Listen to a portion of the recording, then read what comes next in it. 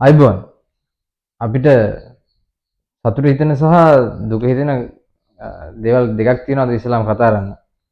එක පැත්තකින් පොලිමට පෙරහැරට වගේ අපි වෙනුවෙන් වැඩ කරපු දේශපාලඥයෝ ටික ලස්සනට බන්ධනාගාරයට යනවා. ඒ අනිත් පැත්තෙන් දුම්රිය සේවය කියලා සේවයක් තියෙනවා. ඒක සත පහකට වැඩක් නෑ. අවුරුදු 100 ගාණක් පරණ දුම්රිය සේවයක් කියලා අපිට එකක් තියෙනවා. ඒකේ තියෙන අඩුපාඩුවද කතා කරන්න තියෙනවා.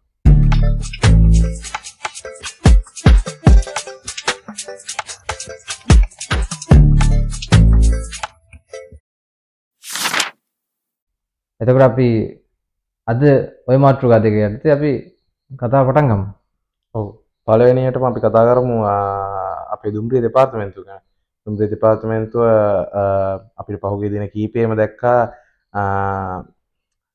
දුම්රිය වර්ජන එතකොට දුම්රිය ඇනහිටීම් අනම්මනම් ගොඩාක් තියෙනවා. ඒ ඇස්සේ මේගොල්ලෝ පඩි වැඩි කරලා ඉල්ලනවා අනම්මනම් වැඩ කෝටියක් තියෙනවා. ඉතින් ඔව්. ඉතින් මෙහෙමයි. පඩි වැඩි කරාට කමක් නැහැ. මට මේක කරන්නම හේතු වුණේ මොකද මේ ළඟදී හම්බෙච්ච එක්ස්පීරියන්ස් එකක.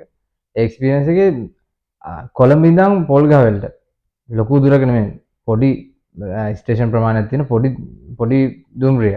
ඒක දාගන්න ඒ ට්‍රේන් එක කැන්සල් කියලා හැටන් යන ට්‍රේන් එකක් වලට අපි වීඩියෝ ටික දාන්නම්. හැටන් යන ට්‍රේන් එකක් එක දිගට කොළඹ ඉඳන් පොල්ගහවෙලට යනකම් ඒ ට්‍රේන් එක නැවතුවා. මොකද අර එක ට්‍රේන් එකක් නැති හින්දා. ඒ වගේ දැන් අවුරුදු ගාණක් තිස්සේ කරන හදන්න බැරි නම් හදන්න ඔච්චරට බැරිද දුම්රිය සේවය කියන එක. අවුරුදු ගාණක් තිස්සේ කරනවා ආණ්ඩු මාරු වෙනවා. කිසිම එකෙකුට එකක් හදන්න බැරිලා තියෙනවා. මුන්ගේ අඩුපාඩු ටික ඉස්සරහට එක එකට දානවා. මොකද CGR එකේ කරන තියෙන මොනවද මෙව්වා. කොච්චර මහජන දේපල අවවාහිත කරනවද? කොච්චර දේවල් තැන් තැන්වල දැන් තියෙනවා රේල් පීලි තැන් තැන්වල විනාශ වෙනවා දුම්රිය එන්ජින් වගේ කොච්චර සෑහෙන දේවල් ටිකක් තියෙනවා. අපි ඉස්සරහට මේ වීඩියෝ එක පෙන්නන්නම්. අපි ගාව දැන්ට තියෙන වීඩියෝ ටික මම පෙන්නන්නම්. මම එදා මගේ එක්ස්පීරියන්ස් එකට තියෙන වීඩියෝස් වගේක් මම ටික වීඩියෝ කරා. කෝච්චි වල එල්ලිලා ඉස්කෝලේ ළමයි වැඩ කරලා එන මිනිස්සු මාර දුක් විඳීමක් වෙන්නේ. එතකොට අපිට කියන්න තියෙන්නේ අවුරුදු 100 ගණන් පරණ වුණත් ඇයි මුන්ට බැරි තාම මේක හදන්න බැරිද නැත්නම් හදන්න ඕන කමක් නැද්ද? ඔව් ඒක තමයි. ඇත්තටම මේ හදන්න උවමනාවක් නැතිකමක් තමයි මෙතන තියෙන්නේ. මොකද මේක දැන් අපි දැක්කා ආණ්ඩුව පැත්තෙන් කියනවා මේක සතියක් හරි නවත්තලා දාලා මේක හදනවා කියලා. නමුත් අපිට පේන්නේ නැහැ එහෙම හදන පාටක්.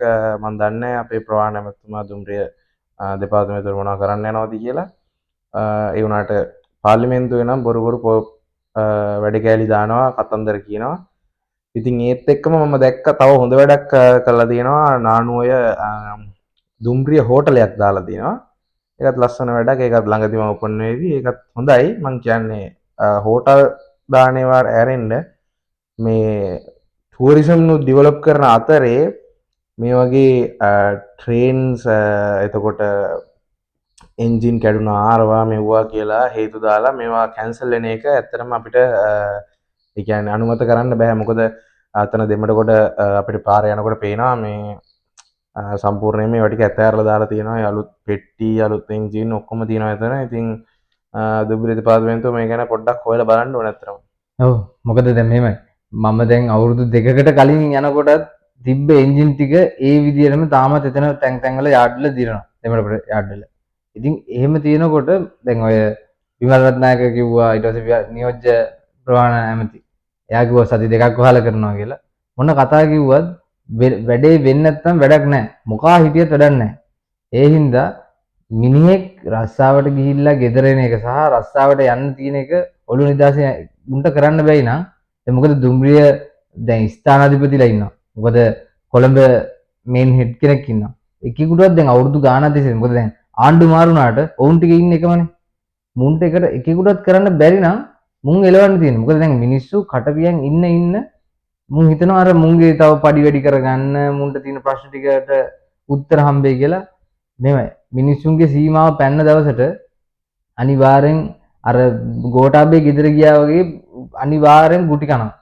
මේක ළඟදිම වෙනවා. මිනිස්සු කට පියාගෙන පුළුවන් විදියට එල්ලිලා ගෙදර යන එකයි වැටෙන එකයි මිනිසුන්ගේ සීමාව පැන්නට පස්සේ එදාට කට්ටියට දුවන්න පාරවල් නැතුව යනවා. මොකද අපි මේක දැනුවත් කරන්නත් හේතුව දැන් මිනිස්සෙකුට අර මිනිස්සු හැම එකාටම තියෙන ප්‍රශ්න කතා කරන්නේ නැහැනේ. මේ සමාජයට ඇවිල්ලා. දැන් අර මිනිහෙක්ට එපාම වෙච්ච තැනක අනිත් පැත්තට ඩ්‍රයිවර් කෙනෙකුට ගහන එක සාධාරණයි. මේ ඩ්‍රයිවර්ගේ පිටට මේක ප්‍රශ්න දාන්නත් බෑ. නමුත් සම්පූර්ණ දුම්රිය සේවය. දුම්රිය සේවයක් නෙමෙයි මේක තනිකර කාලකන්ණි රෙද්දක්. ඉතින් ඒක හදන්න ඉස්සරහට හැදුන්නේ නැත්නම් මේකත් අර අරගලයක් වගේ ඉස්සරහට අරන් ගිහිල්ලා ඒ විදිහට හදන්න වෙනවා ඉතින්. ඔව් දුම්රිය දෙපාර්තමේන්තුව එහෙම තියෙද්දි තව සුභාරංචියක් තියෙනවා අපේ කෙහෙලිය ඇතුළට යන්න හදන්නේ. එතකොට මේකේ සුභාරංචිය තමයි මේක කෙහෙලිය ඇතුළට යන එක. ඒත් එක්කම මේකේ නරකම පැත්ත තමයි මේ මිනිස්සුන්ට දීපු මේ එන්නත්. එතකොට අපිට ඒක ගැනත් කතා කරන්න තියෙනවා. ඉතින් ඔව්. මෙහෙමයි කෙහෙලිය දැන් අර තනිකර ෆැමිලි ට්‍රිප් එකක් වගේ ඉස්සෙල්ලාම අර ඔක හොඳ උදාහරණයක් තිබ්බ Facebook එකේ එහෙම මොකක්ද අර අපි සාමාන්‍ය රටකට ගියාට පස්සේ ෆැමිලි එකේ කට්ටිය ඒ රටට ගන්නවා වගේ දැන් කෙහෙලි ඉස්සෙල්ලාම ගිහිල්ලා ඊට පස්සේ බන්ධනාගාරට ඊට පස්සේ වයිෆ්ව ගන්නවා ළමයිව ගන්නවා බෑනවත් ගන්නවා. එහෙම ඇත්තටම මානව සහයෝගිත මේ කියන්නේ සහයෝගයෙන් වැඩ කරන පවුල හොරගම් කරන ගත්තා ඉතින් කාටවත් ඉතින් දෙවෙනි වෙන්න දෙන්න මුළු පවුලම හොරගම් කරලා තියෙනවා.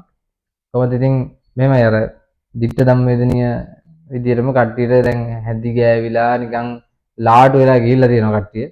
ඉතින් කට්ටියම ඕනේ කෙහෙලියම වින්ලා සේරම නිකන් අර නිකන් උපාසකයෝ වගේ දැන් ඉන්නවා වගේ පේනවා. ඉතින් අර කීල්ස් එකේ ප්‍රොමෝෂන් එකත් අපි කියන්න ඕනේ. ඔව් කීල්ස් අනුග්‍රහය දක්වනවා කියලා අපි දැක්කා. ඒ කියන්නේ කීල්ස් බෑග් වල අරන් යනවා රෙදි. එතකොට හැමදේම කීල්ස් අනුග්‍රහයෙන් තමයි ඔක්කොම යන්නේ. කීල්ස් ප්‍රොමෝෂන් එක ඒත් එක්කම අනිත් එක තමයි මේ දැන් මෙතන මේ කරපු වැරද්දට මොකක්ද හිමි වෙන්නේ මරණ දඬුවම හිමි විය යුතුද නැද්ද කියන එක ගැන පොඩි ප්‍රශ්නයක් තියෙනවා සමාජයේ. දැන් අපේ පැත්තෙන් බැලුවාම ඔයාලට මොකද හිතෙන්නේ?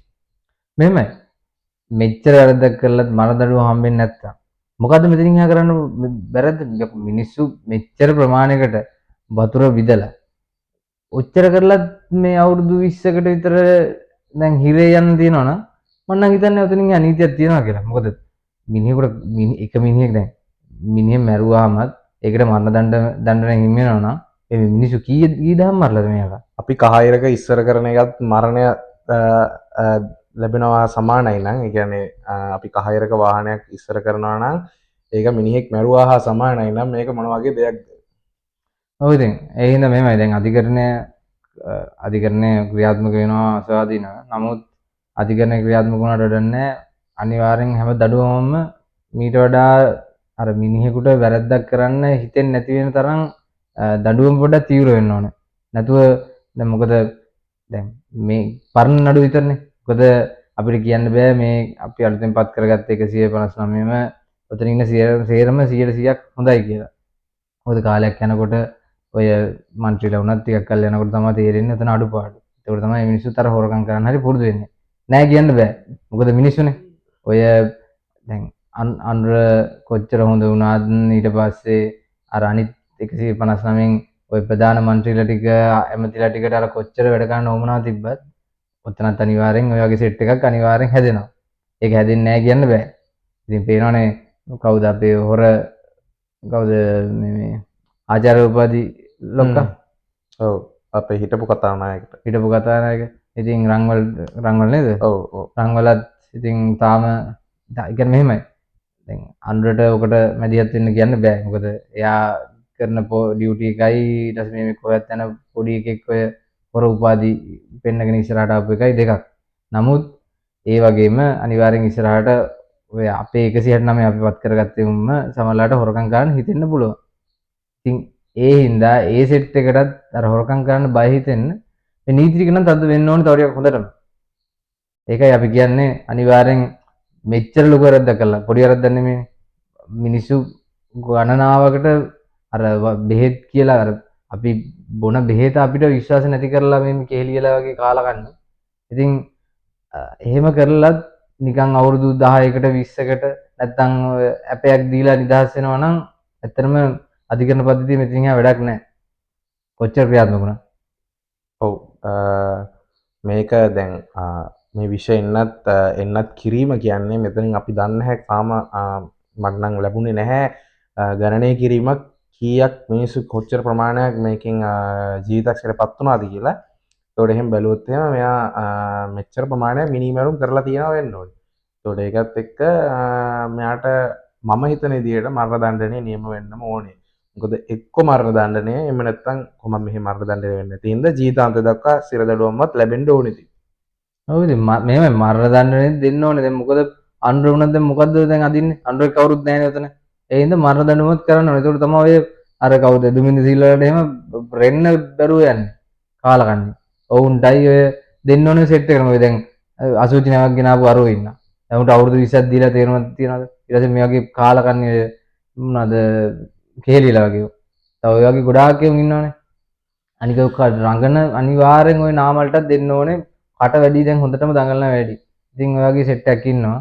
මොකද අපේ සල්ලි වලින් ආතල් ගත්තේ උන්ට කොහොමත් ඉන්න දෙන්න හොඳ නැහැ. මොකද දැන් අපේ සල්ලි හොරකම් කරා කියලා හොඳටම දැනගෙනත් මුන් නිකන් හදන්නේ නිකන් මුන් දැඟලුවේ නැහැ වගේ. මුන් සල්ලි හොරකම් කරේ නැහැ වගේ නැසිරෙන්නේ. ඒ හින්දා මුන් ටිකට අනිවාර්යෙන් අර පෝස්ට් වලින් තිබ්බ අර සුදු සාටකේ දැන් සුදු ඇඳුමේ බඩ යන ගානට දෙන්න ඕන වැඩි. ඉතින් ඒ හින්දා කියන්න තියෙන අධිකරණය ක්‍රියාත්මක වුණා කියලා විතරක් මදි.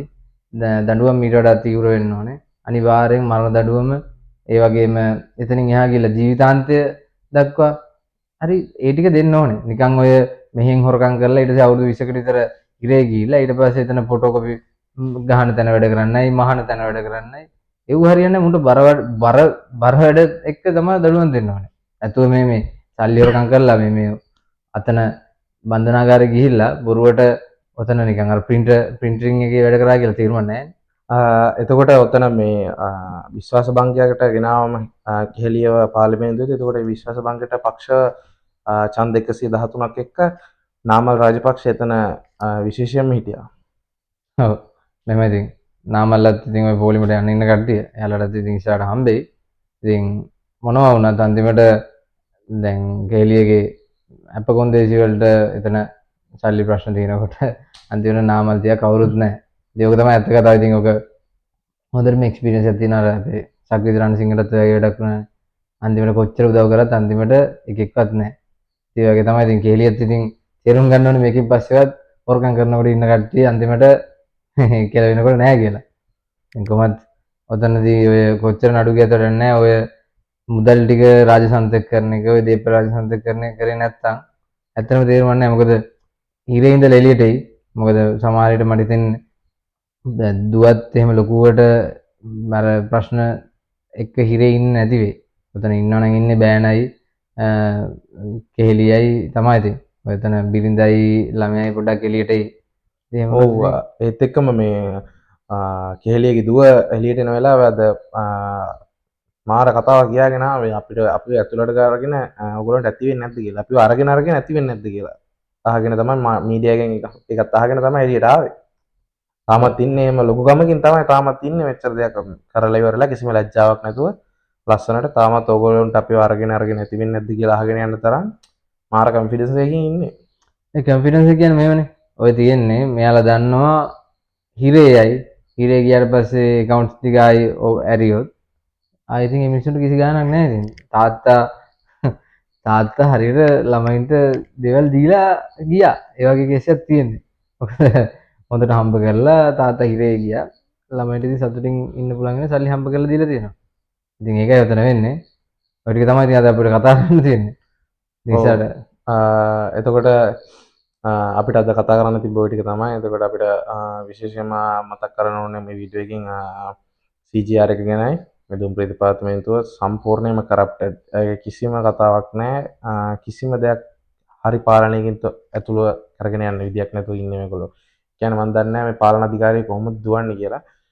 නමුත් මේ ටූරිසම් ඩෙවලොප්මන්ට් එකත් එක්ක ගත්තාම මේ ටූරිස්ට්ලත් සෑහෙන්න චාටර් වෙනවා ස්ටේෂන් වල නම්මනම් වල. ඉතින් ඒක හරි විධිමත් විදියකට හැදෙන්න ඕන ඇත්තටම.